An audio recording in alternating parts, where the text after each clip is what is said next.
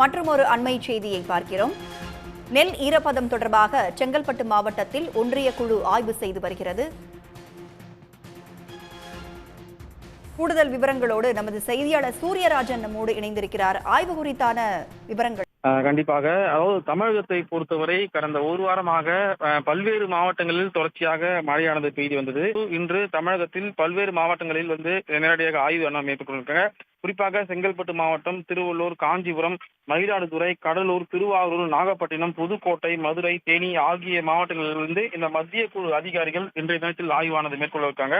இது தற்போது பார்த்தோம் அப்படின்னா செங்கல்பட்டு மாவட்ட ஆட்சியர் அலுவலகத்திலிருந்து மத்திய குழு அதிகாரிகள் 3 பேர் கொண்ட குழு அதிகாரிகள் தற்போது வருகையான புரிந்திருக்காங்க.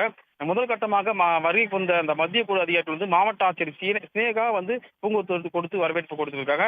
இதன் தொடர்ச்சியாக மாவட்ட ஆட்சியர் அலுவலகத்தில் தற்போது ஆலோசனை கூட்டமானது நடைபெற்று வருகிறது. இதன் தொடர்ச்சியாக செங்கல்பட்டு மாவட்டத்தில் குறிப்பாக சொல்ல வேண்டும் என்றால் கல்பாக்கம், அதே போல் மதுராந்தகம் ஆகிய பகுதியில் இந்த மத்திய குழு அதிகாரிகள் ஆய்வு மேற்கொண்டிருக்காங்க.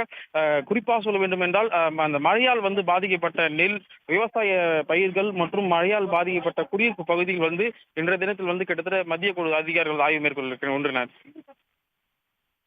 நெல்லின் ஈரப்பதத்தை ஆய்வு செய்ய செங்கல்பட்டு வந்தடைந்த ஒன்றிய அரசின் குழு தற்போது ஆட்சியருடன் ஆய்வு மேற்கொண்டு வருகிறார்கள். கூடுதல் விவரங்களை பகிர்ந்து கொண்டமைக்கு நன்றி சூரியகுமார்.